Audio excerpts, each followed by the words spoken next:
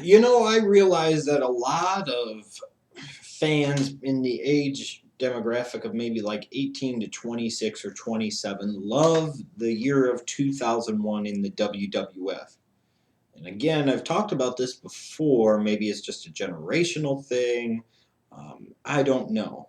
But I hated a lot of what the WWF did in 2001. And really, frankly, was not a fan of many things that happened at this 2001 Royal Rumble. A lot of what I hate about the WWF in 2001 came later on in the year, after WrestleMania 17, yes. But this year, to me, was not a great show at all. Not one of my favorite Royal Rumbles by any stretch of the imagination. First match, a tag title match between the Dudley Boys and Edge and Christian. Solid stuff between these two. A good curtain jerker, a good opening match. I've always said with the Royal Rumble, one of the things you usually get on that show in an attempt to help fill card space is one or two tag matches, and a lot of times they end up being really good, and they end up being show stealers kind of in their own ways. And that's kind of what I felt like here with this match. It was, to me, the second best match of the night. Not the best. The best match was the one that came up next. But a really good match. Of course, it doesn't compare to what they did along with the Hardy Boys at WrestleMania 17, but then again, what could? The next match to me was easily the match of the night. That was Chris Jericho and Chris Benoit in the blow off to their long standing great rivalry over the Intercontinental Championship in a ladder match. It's a shame that matches like this really no longer exist in the consciousness of the WWE because of Benoit doing what he did. It's really a shame because this was the highlight of the night. This was the match of the night. This was the match to me that stole the show. It was a real showcase of two guys that were at the mid card level that at some point in time you could maybe look to be top guys in the company. And it was a great mid card feud over a title that meant a lot in part because of these two and their great rivalry. I love this match. Jericho beats Benoit. I love this match. Next match I thought sucked. That was Ivory defeating Chyna to retain her women's championship. That's about all I'm going to talk about with that. Then you get to the WWF Championship. Kurt Angle and Triple H. And this was one thing that sometimes was a tendency during the Attitude Era to happen. And it felt like it happened here. It was more about the McMahons and what the McMahons were doing than the people in the ring. Like, for example, you've got these two guys fighting in the second to last match on the card over your biggest title, the WWF Championship. And one of the most memorable things about it is the very fap-worthy cat fight between Trish Stratus and Stephanie McMahon, trying to establish who was going to be the alpha female of the WWF. Trish was Vince's mistress at the time. Stephanie, of course, was the boss's daughter. And, she was storyline married at the time to Triple H. They were trying to establish who was the alpha female. And I realize that many of you think that this is very fact worthy, the thought of these two getting into it, and it is, and you probably, now that I've talked about it, will go back and watch it and may indeed go fat to it. Man, Trish used to be hot as shit. Not so much anymore. Still not bad, but not as hot to me as she used to be. And Stephanie, she's always been hot in her own way. But this match here, like I said, to me, it was more about other shit than these two guys. Even the way the match finishes with Stone Cold having to come in and interfere on Angle's behalf, it just.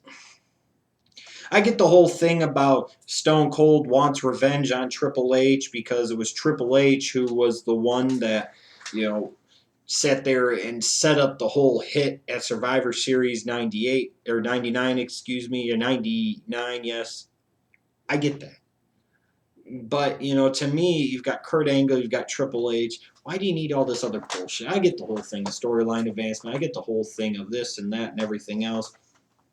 But I'm definitely no fan of this match. One of my least favorite championship matches at a Royal Rumble pay-per-view, no question about it. Kurt Angle ends up winning, but it's weird, isn't it? He gets the Rumble win here, but then he loses the belt.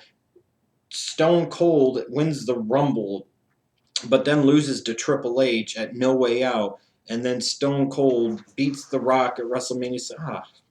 Yeah, exactly. But the thing that's the most disappointing to me about this show has to be the Royal Rumble match. You know, other than the part at the very, very beginning where Jeff Hardy and Matt Hardy at one point have to face each other, that's pretty cool. That's always a cool thing. You have Drew Carey enter. Why? Why? Just so dumb on so many different levels. Just why? Why do we have to do that? I don't understand it at all. But this to me was really a one-man show. This was Kane's night. He eliminated 11 people. He was dominant. He was everywhere. He was throwing people out left and right. It was fucking awesome. Kane was the star of this pay-per-view. Kane was the man of the hour. Kane was incredible. I wish we got more performances like this out of big monster guys in a fucking Royal Rumble. This is the type of performance that somebody should get. His record of 11 eliminations still stands 13 years later. But it really ultimately didn't matter. Because even with Kane eliminating 11 people, entering in at number 6, mind you, and going over 53 minutes, it was all done just to sit there and have him be served up as fodder. Plain and simple. All done to have him served up as fodder for Stone Cold Steve Austin. I hate that. I understand that maybe if you're a company and you're sitting there looking at it, you're not going to really want to construct your WrestleMania main event down in Houston, Texas at WrestleMania 17 around Kane. I could see that maybe. But man, what's some chump shit right there? You have the guy look like $1 million fucking bucks. You have him work like a fucking monster. He eliminates 11 damn people. 11 damn people. 11 damn people.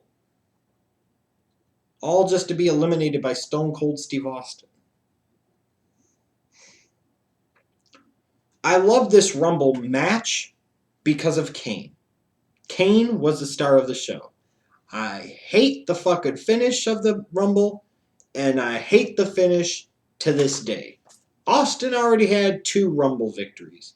You could have found a storyline way to get Austin still to the main event of WrestleMania 17 without having to have him win the Royal Rumble here.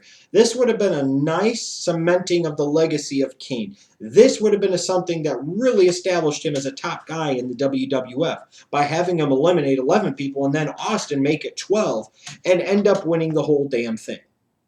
You could have found a way around it where you could have had him win the damn Rumble and then not even wrestle for the belt at WrestleMania. You did it with Austin 4 years earlier at Royal Rumble 97. He wins the damn Rumble and he ends up facing Bret Hart in a submission match at WrestleMania 13. He was nowhere near Sid versus Taker for the title. So you could do it. It always makes me mad and aggravates me a little bit. And maybe this is when I should have known that 2001 was not going to be one of those great years, in my opinion, for the WWE in terms of my entertainment. And it all really started for me here.